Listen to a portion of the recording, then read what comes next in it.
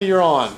All right, we are the Mars Rover group, Curiosity, and my name is Nathan Keys. This is Caitlin Holman and Richard Gonzi. I'll be presenting our PowerPoint presentation, and they'll be doing our Word document right after that. So here's our title slide. And the object's basics are, ever since we landed on the moon, we've kind of wanted to progress to our next step, and we see Mars as our next step. It's 1.52 AUs from the Sun. It has the second most eccentric orbit in our solar system. So we believe that Mars has currently or previously been capable of supporting life. That is our main goal there. Curiosity is currently in search of carbon along with other necessities for life on Mars. The three necessities for life include water, an energy source, which would be the sun, and carbon. Frozen water has been discovered by previous Mars rovers, and water's been discovered. The sun is the energy source. Now our main goal is carbon. So the mission details: Curiosity was launched on November 26th of 2011 and landed on August 6th of 2012. So Curiosity was in flight for about 7.5 months. It landed under good weather conditions at Gale Crater. And Gale Crater happens to lie 5 degrees south of the Martian equator, and dead center on it is Mount Sharp. So Curiosity has been in constant search for carbon along with water and other elements of life, and it can test for these different elements via science experiments that it performs inside its body. You have to understand that it's a very, very large rover. It's about 9 feet by 9 feet by 7 feet tall. And that's exactly it, 9 feet 10 inches long, 9 foot 1 inch wide, 7 feet tall. And it weighs, the actual weight is 1,984 pounds, so we just rounded that to 2,000. And it's got 7 foot long arms. And our main goal was to land on Mount Sharp. We didn't quite make that goal. We landed in Gale Crater, and Gale Crater is actually 96 miles wide, so it's kind of an easy target. We missed, but not went too far.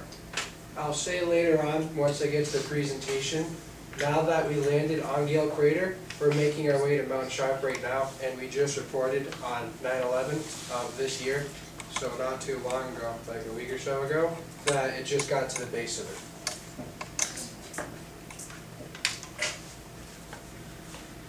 So there's our dimensions of it. Next, Curiosity's been based off of 2 previous rovers that went to Mars, which are Spirit and Opportunity. Many of its functions and elements were based off of these 2 rovers. Just kind of learning from past experience and adding on to it, seeing how we can better it. Its total cost is $2.5 billion for the entire program, to get it there, to build it, and everything. NASA decided that to land it on Mars, there would be a parachute that would need to withstand 65,000 pounds of force in order to slow it down to a safe speed. However, when it came to landing it on Mars, the parachute didn't slow it down enough. So 60 feet above the surface, when they're pretty sure they were facing destruction of the rover, they decided to just ditch the parachute completely, and they launched some rockets and slowed it down and actually managed to land it pretty good. What it actually was, is the rover was right here, and it had cables attached to it with a hovering rocket, so the rocket actually hovered the rover down on.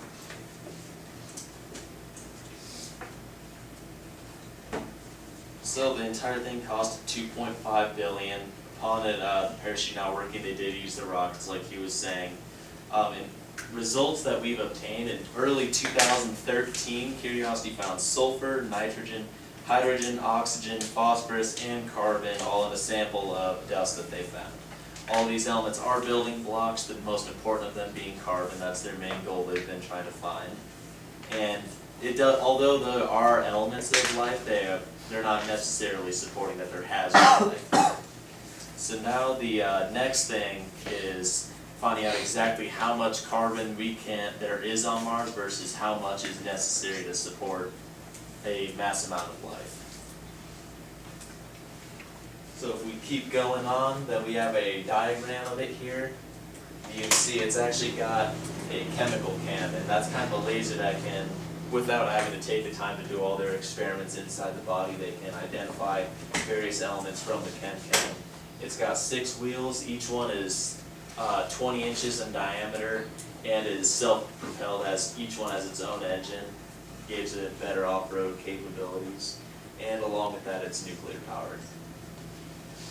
Moving on, one of the strange discoveries, if you look right here, it's a perfectly spherical rock. This is the actual picture taken from the camera, and scientists just found this kind of odd because it almost looks like an old cannonball or something.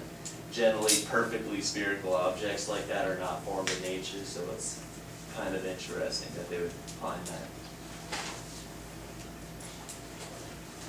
Moving on, so what is it doing today? Recently, a couple weeks ago, scientists wanted to drill on a large rock called Bonanza King. Of all names, they picked that.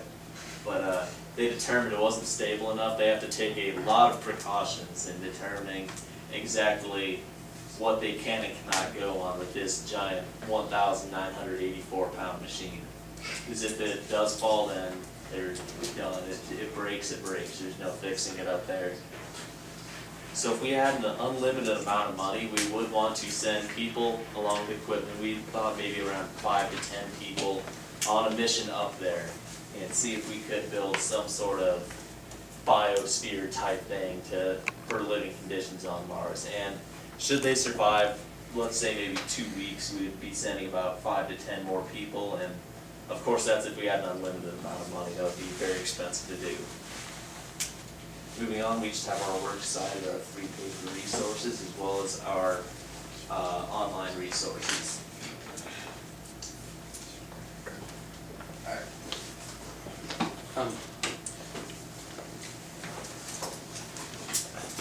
Alright, so we're just going to go with our Word document, which will just go more into depth of what Nathan talked about. Alright, so NASA had spent $2.5 billion to create the Mars rover. On November 26, 2011, they launched the rover to Mars from Kennedy Space Station. The rover's name is Curiosity, if you guys did not realize that. It landed on Mars on August 6th of 2012 at Gale Crater, which is 96 miles wide, which is 3.5 to 3.8 billion years old. Curiosity was lowered onto Mars by 25 feet cables from a hovering rocket. It is about twice as long as 5 times heavier than the previous rovers that we've sent to Mars. And the twin Mars exploration rovers Spirit and Opportunity that were launched in 2003. Curiosity inherited many of its elements from Spirit and Opportunity, like the 6-wheel drive and other aspects. It goes from the 2 previous rovers were rocket bogie suspension system and cameras mounted on the mast to help select exploration targets and driving routes. One thing Curiosity has, the previous rovers that they didn't have, the equipment to gather samples of rocks and soil. Once it picked up the samples, it would distribute it through tests and the chambers in its instruments. Not only does Curiosity have instruments on it from the US, but it also has instruments on it that were provided by Russia and Spain. Curiosity contains on it a gas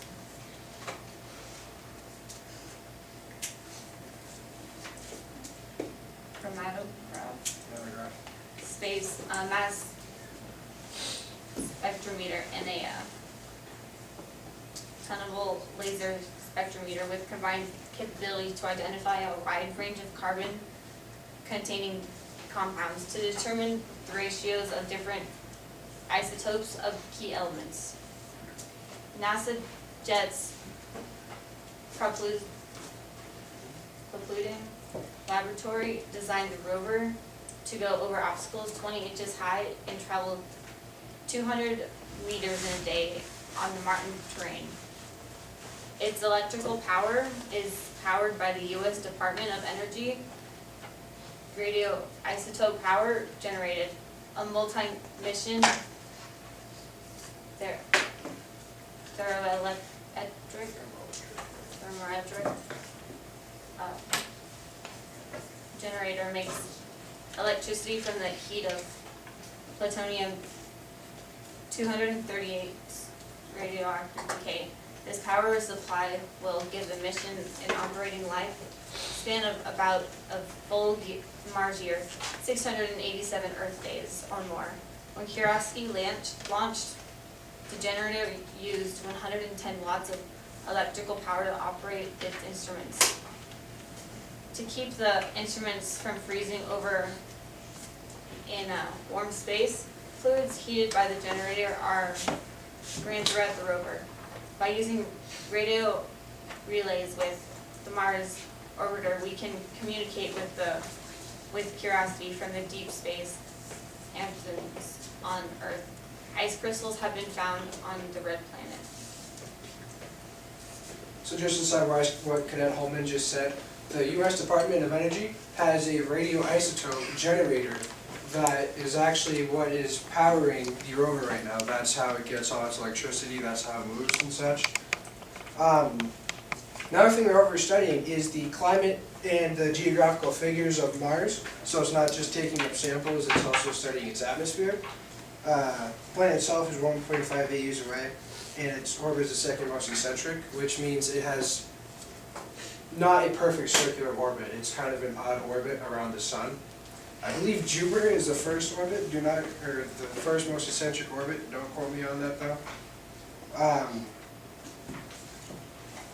Curiosity is the size of a small SUV. It is 9 feet 10 inches long and is 9 feet 1 inches wide. And the rover weighs about a ton as itself, so it's a big rover. With 20-inch wheels too. And it has that rocket bogie suspension system, which is why it can go over 20-foot dirt bumps, or whatever you'd like to call it. Engineers also designed the rover to steer itself. We also can steer it through a satellite that we have that is orbiting around Mars right now. It also found natural radiation levels, which will definitely help us with future missions to put humans on Mars, so we know what to expect and what to deal with once we do put them on. I do believe NASA is talking about putting humans on Mars right now too. Won't be for a while, but it's in discussion right now. In the first months of the landing, the rover drove eastward, where it landed on Gale Crater, to a place called Glenelg. Sorry if I butchered that. It went to Glenelg because there's two different types of terrain that intersected there, so it wanted to study them terrains. Evidence from the first drilled sample there was a rock target called John Klein. The drilled rocks provided evidence of conditions favorable for living, so there definitely is a possibility that we could send people there and maybe have them live on Mars. Again, we'd have to experiment with it, but if anything can happen.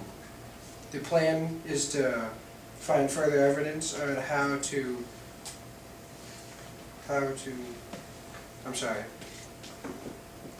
the planet turned into a drier climate, because at one point there was water on it, but now it dried up, so we got to find out what happened there and why the water dried up, and it's more of a dry planet now.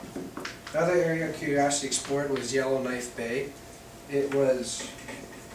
We found out that one time it did have fresh water, and now it's evaporated, and there's actually a lot of water vapor around there now. It also had key ingredients for life and a chemical source of microbes. Its ultimate destination to go is Mount Sharp, which is what Cadet Keyes explained in the presentation. It's located directly in the center of Gale Crater, and it's also an 18,000-foot mountain. And like I said, it just arrived there on September 11th. So it is now trying to make it to the peak of Mount Sharp. So that's going to be our next objective. Its entry point was originally to go through the Murray Buttes, which was right at the bottom of the mountain. But there is a lot of rocks and little dunes there that the rover could not go over. So they had to think of a plan B. So they went to the Pahrump Hills. And they are looking at that right now to see if it would be a good way to escalate up to the peak. I believe they want to go to the peak to get a bigger picture of Mars and to see where they could go to get more samples of rocks and whatnot. And I also think they want to do it just to see 18,000 feet up on Mars. I mean, gotta admit, that'd be kind of cool to see what it's like. Again, just to go over our plan, if we had a limited amount of money, we'd create another mission to build a rocket and to send people to Mars. And we'd have to send resources up there for them to survive, but we'd also, before we even send people up there, we'd have to do more research with Curiosity to even find if there's oxygen levels, if there's carbon up there, which is what Curiosity is looking for right now. We'd have to see the samples first to see what